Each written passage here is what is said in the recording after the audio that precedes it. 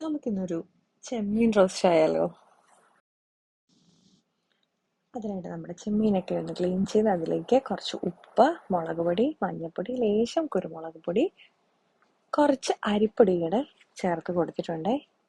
ഇനി ഇതിലേക്ക് ലേശം നാരങ്ങാനീരും കൂടെ പിഴിഞ്ഞൊഴിച്ചിട്ടുണ്ടേ. ഇനി നമുക്കിത് നന്നായിട്ടൊന്ന് മിക്സ് ചെയ്തെടുക്കണം.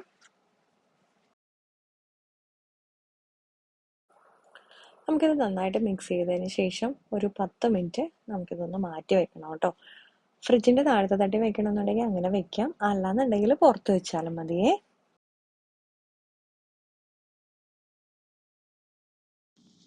ഇനി നമുക്ക് ഒരു പാൻ ചൂടാക്കി അതിലേക്ക് നമ്മുടെ ചെമ്മീനൊക്കെ ഒന്ന് വെച്ച് കൊടുത്ത് ഇതുപോലെ ജസ്റ്റ് ഒന്ന് ഫ്രൈ ചെയ്തെടുക്കണം.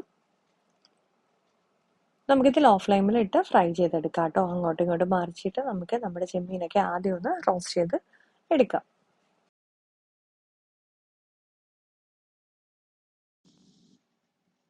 ഇപ്പം നമ്മുടെ ചെമ്മീനൊക്കെ ഒന്ന് ഞാൻ മറിച്ചിട്ട് 2-3 തവണ അങ്ങോട്ടും ഇങ്ങോട്ടും മറിച്ചിട്ട് നമ്മുടെ ചെമ്മീനൊക്കെ ഒന്ന് ഫ്രൈ ചെയ്തെടുത്തിട്ടുണ്ടേ.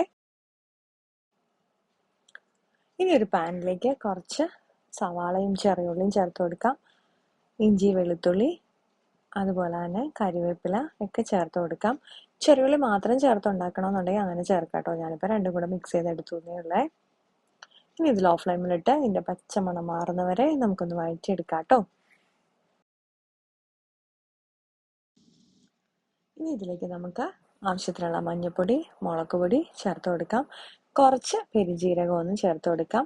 പെരുംജീരകത്തിൻ്റെ പൊടി ചേർക്കണമെന്നുണ്ടെങ്കിൽ അത് ചേർത്ത് കൊടുക്കാവേ. കുറച്ച് കുരുമുളക് കൂടെ ഞാനൊന്ന് ഇട്ട് കൊടുത്തിട്ടുണ്ട്. കഴിക്കുന്ന സമയത്ത് നമുക്കിങ്ങനെ ഒന്ന് കടിച്ച് പോലെ കിട്ടാനായിട്ട് വേണ്ടിയിട്ട് അങ്ങനെ ചേർത്ത് കൊടുത്താൽ കേട്ടോ.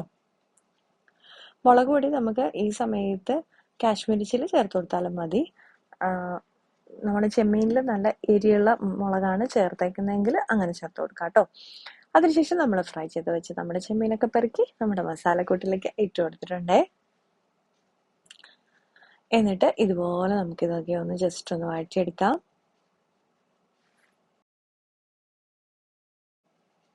ചെമ്മീനൊക്കെ ഓൾറെഡി ഫ്രൈ ചെയ്താണല്ലോ. അപ്പം നമുക്ക് കുറച്ച് നേരം ഒന്ന് ഇതുപോലെ ഒന്ന് അടച്ച് വെച്ചിട്ട് ഒന്ന് ലോ ഫ്ലെയിമിൽ ഇട്ട് കൊടുത്ത് കഴിയുമ്പോഴത്തേക്ക് നമ്മുടെ മസാലയെ കൂടെ ഇതിനകത്തോട്ടൊന്ന് പിടിച്ച് കിട്ടും കേട്ടോ. ഒരു മിനിറ്റ് ലോ ഫ്ലെയിമിൽ വെച്ച് അടച്ച് വെക്കുമ്പോൾ തന്നെ നമ്മുടെ ചെമ്മീൻ റോസ്റ്റ് ഇവിടെ തയ്യാറായിട്ടുണ്ടേ. അപ്പോൾ എല്ലാവരും ഇതുപോലെ ഒന്ന് ട്രൈ ചെയ്ത് നോക്കണേ. വളരെ ടേസ്റ്റിയാണ്, ഈസി ആയിട്ട് പ്രിപ്പയർ ചെയ്യാവുന്ന ഒരു സ്പെഷ്യൽ പ്രോൺസ് റോസ്റ്റ് ആണ്. അപ്പോൾ എല്ലാവരും ട്രൈ ചെയ്ത് നോക്കിയിട്ട് ഫീഡ്ബാക്ക്സ് കമൻസ് വഴി അറിയിക്കാൻ മറക്കല്ലേ. അപ്പോൾ ഇനി അടുത്ത വീഡിയോയിൽ കാണാം കേട്ടോ.